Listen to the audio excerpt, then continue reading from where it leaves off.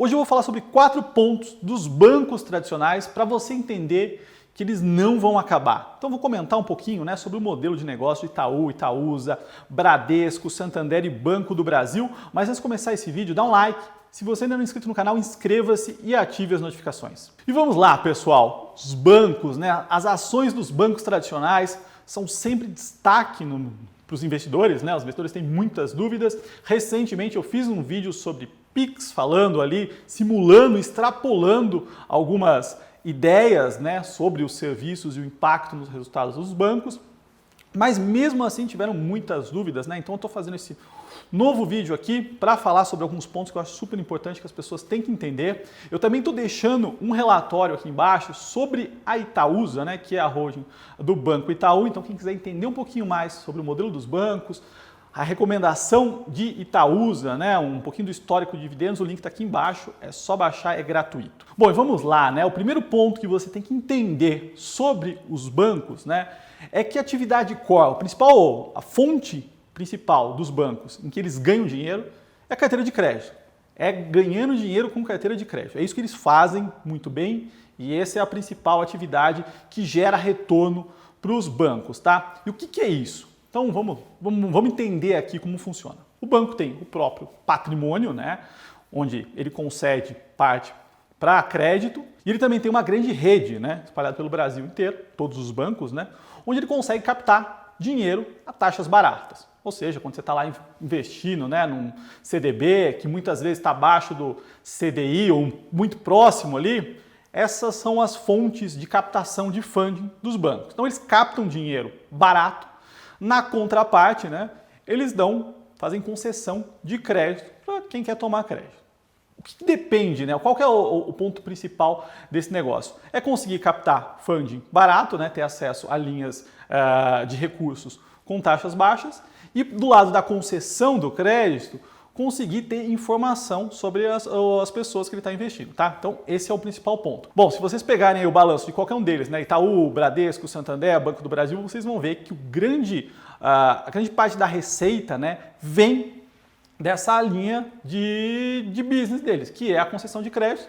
E aí, na contraparte, eles têm um custo, Um dos custos é os juros que eles pagam para as pessoas, mas o principal é a inadimplência, as provisões aí que acabam impactando essa linha de receita. Mas essa é a principal atividade dos bancos e não serviços, A parte de serviços é complementar. Eles ganham dinheiro ali? Sim, ganham muito dinheiro com essas outras linhas de receita, mas não é o principal, tá? Os bancos existem, se zerar as outras linhas de receita, no limite, num negócio absurdo aqui, numa extrapolação absurda, aí eles têm um retorno sobre capital 14%, 15%. Pega o Banco ABC, o Banco ABC que é um banco tradicionalmente de crédito, ele opera ao longo dos últimos anos, com um retorno sobre capital de 13% a 15%. Bom, então esse é o ponto número 1, como eles ganham dinheiro.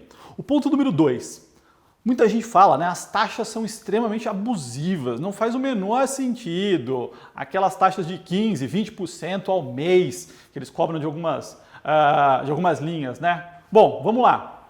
O que eu falei, Ou se a gente pegar o resultado de todos eles, pega 2019, o resultado de todos os bancos, ali próximo a 20%, os privados acima, os públicos abaixo. Ou seja, eles estão conseguindo dar um retorno sobre o próprio capital próximo a 20%. Então, aqueles 15%, 20%, 30% ao mês, aquilo lá não existe, Aquilo lá é alto porque a inadimplência no Brasil é alta, Então, você tem que ter uma taxa alta para compensar. Então, o Brasil tem um spread alto? Sim.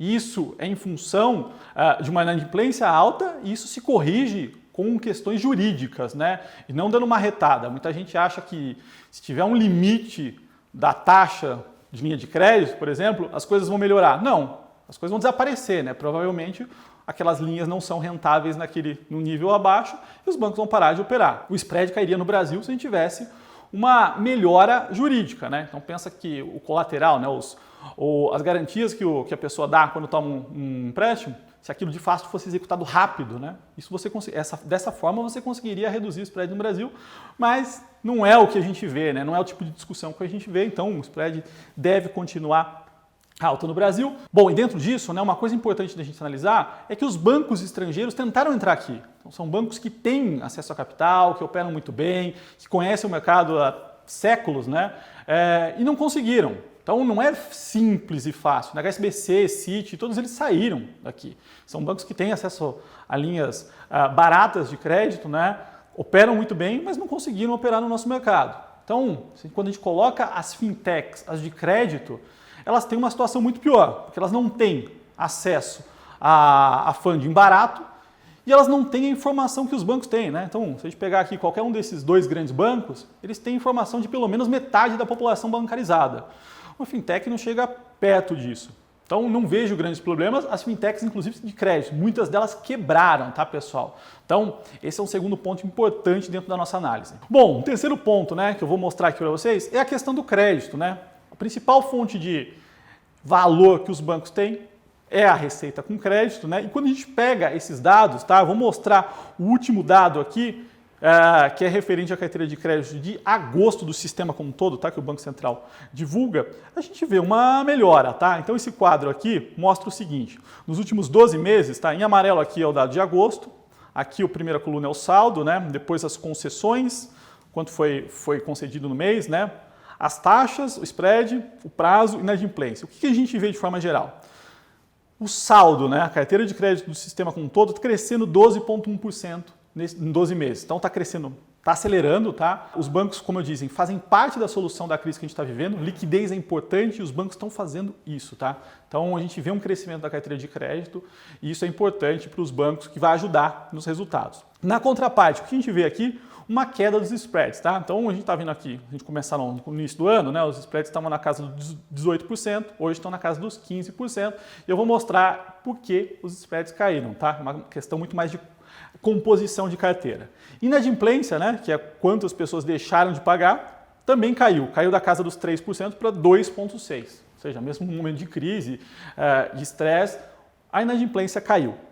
E aí, o que a gente vê aqui, né? Então, onde é mais importante dar crédito nesse momento, né? Então, quem precisava de crédito? Pessoas jurídicas, né? E o que a gente vê aqui, a quebra, né, de pessoas jurídicas e pessoas jurídicas, a carteira de crédito crescendo 16,7% nos últimos 12 meses e pessoas físicas 8,8%. Então, o sistema está dando crédito principalmente para as pessoas jurídicas. E um ponto importante, né, que vai explicar muito sobre a questão dos spreads, são os financiamentos imobiliários, tá? Então a gente vê um crescimento forte do lado do financiamento imobiliário. Já falei aqui recentemente no canal, é um setor que está super aquecido, né?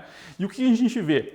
Se a gente pegar aqui, né, a quebra dos financiamentos imobiliários, a gente vê em 12 meses crescendo 24,1%. No trimestre, né, nos últimos 3 meses, agosto, julho e junho, contra os 3 meses anteriores, a gente vê um aumento de 36,2%.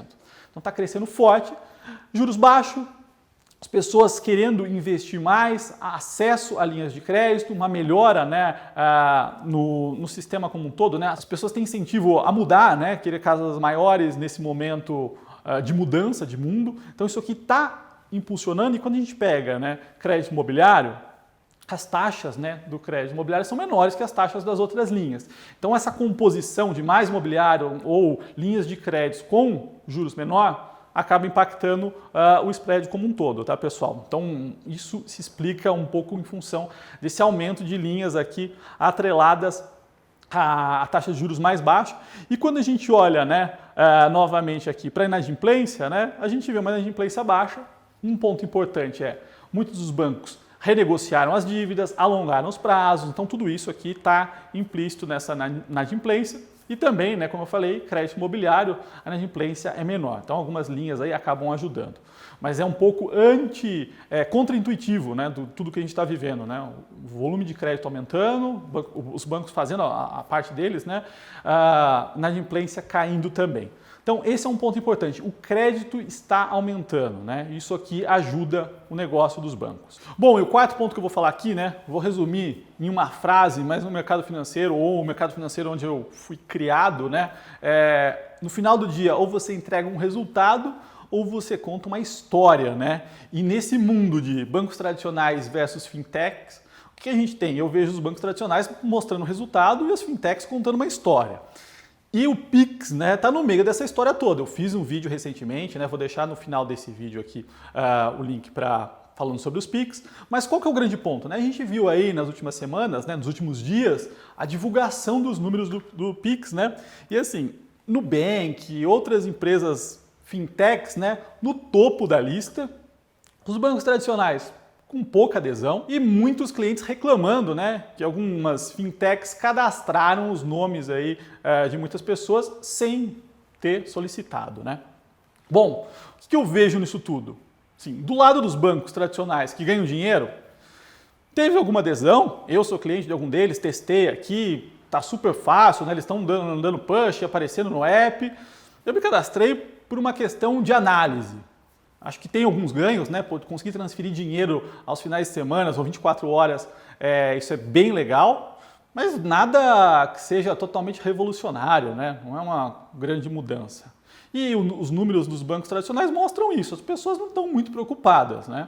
Então, esse é um ponto importante. Na contraparte, os bancos, as fintechs, né, num ritmo aceleradíssimo. E o que isso mostra? Bom, o cara não cobrava TED, e aí conseguiu 8, 10 milhões de pessoas cadastradas no Pix. Isso é muito mais importante para ele colocar numa apresentação e fazer um roadshow com investidores para fazer captação de dinheiro num business onde ele não consegue rentabilizar do que de fato para o modelo de negócio, né? Não tem muito o que comemorar, né, ser o primeiro da lista, né? Você está deixando de ter receita para não ter receita. Então assim, não faz muito sentido. Entendo que é muito mais uma bandeira, muito mais uma história do que um resultado, tá? Então esse é um ponto importante, os bancos tradicionais estão focados em fazer resultado e o que a gente deve acompanhar no final desse ano, né, terceiro e quarto trimestre, já é uma melhora no resultado dos bancos tradicionais, tá, pessoal? A gente deve ver aí uma melhora na inadimplência. Os bancos provisionaram muito, né, nos últimos trimestres, isso deve ter uma desaceleração, um aumento na carteira de crédito, então a gente deve ver uma melhora nos próximos trimestres nos resultados dos bancos, tá? Então, basicamente, são esses os 4 pontos que eu trouxe aqui para vocês entenderem que, na minha visão, os bancos tradicionais não vão acabar, pelo contrário, estão muito bem posicionados, vão continuar crescendo, tá? E estão em múltiplos extremamente atrativos. Bom, se você gostou desse vídeo, dá um like, se inscreva no canal e até o próximo.